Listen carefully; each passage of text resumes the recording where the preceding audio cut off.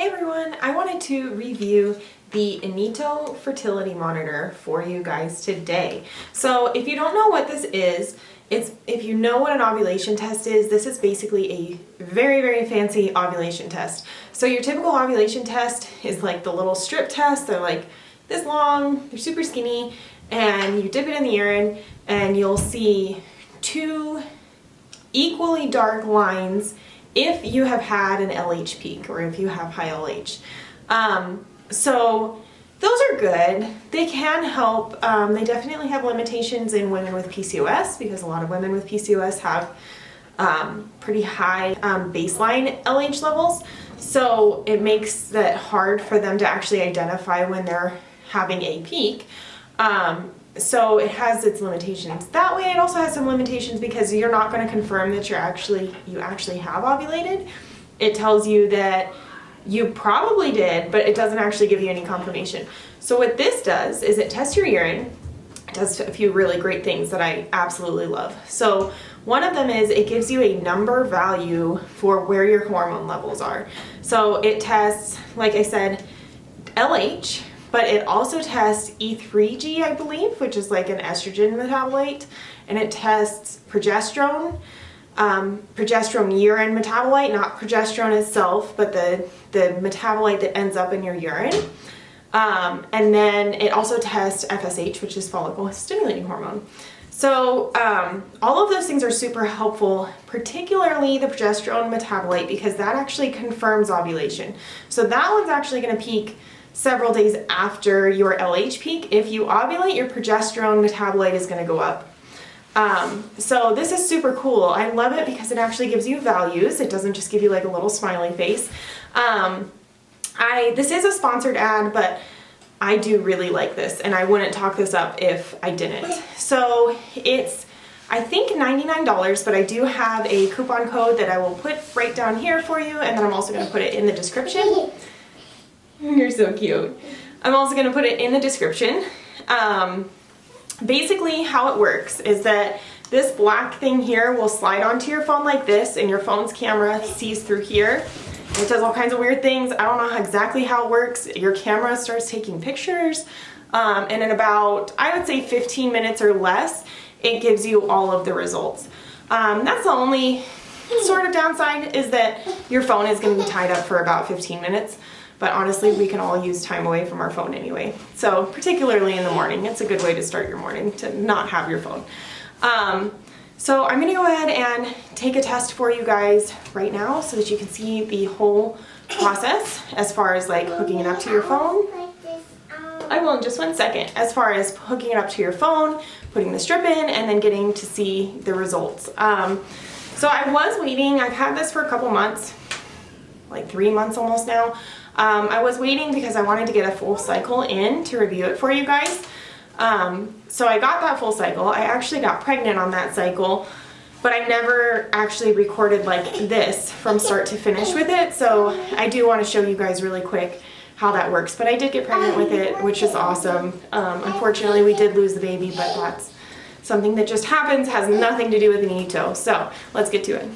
Okay, so I just took the test. I've got my glasses on so that I can see it. So this is what it looks like. Let me see if we can get it to focus. There we go.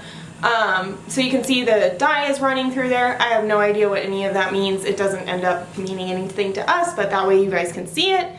The app is really good about giving specific instructions on how to do it. It walks you through super well. So I'm gonna go ahead. One of the things is you do have to have your phone case off. And I'm actually going to do a screen recording for you guys so that you can see what I'm doing. Okay. All right, so I'm going to go to the Inito app. I want to do the picture. I know. In a couple minutes. All right, so it says test required today.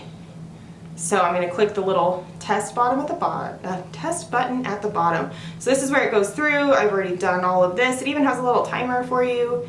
All right, so now we're at the step where we put the like device on. It said it fit good. All right. And now I'm going to take my strip, put it in here, and put my phone on a flat surface. And it says I have 600 seconds to go. So I'll show you guys what that screen looks like. Well, you actually should be able to see it on the screen recording, so it's not a big deal. So it says we have 600 seconds, and then we'll come back and look at it. I am going to give you guys a quick heads up because I was pregnant and then had the miscarriage. There goes the camera, I'll put it on silent. So because I was pregnant and had a miscarriage, I still have HCG in my system. LH tests will sometimes turn positive for HCG. And Inito's tests are not exclusive, like they're not exempt from that. So I've taken 2 tests, they both showed my LH pretty high, like higher than last month when I actually for sure ovulated. And I do think that they're picking up the HCG. So that is going to look high. It's probably not accurate. It's nothing wrong with Inito's app or with their system. That's just a fact of life. If you go and look up a picture of LH and HCG, they look nearly identical, so you'll understand why there's some crossover in testing. But yeah, so we're gonna see what it looks like. Okay, so you can see it says waiting for the PDG to rise. That's the progesterone metabolite.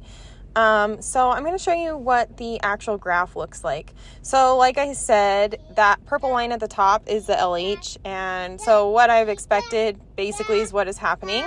The LH is staying at 40, which really it shouldn't be that. It's definitely reading HCG. You can see the other hormones down here though, which is helpful because those help you determine like, okay, is it actually an LH peak or is it not? An LH peak should not last 3 days, so that's already a red flag for that, but then also these other hormones are low. So let me show you this cycle when I got pregnant. So here you can see that's really what it should look like. So the LH was much lower, sitting below 1 even. And you can see the E3G starting to rise as the LH peak gets closer. And even when the LH peak actually happened, it was still only, I think 11. Yeah, it was only 11. So for the LH to be reading 40 on my other chart is indicative that it's just not reading right. It's definitely reading the progesterone. But this is what it should look like. So it's definitely helpful to have all of that information. You can also read out down here on the bottom. And that's pretty much it.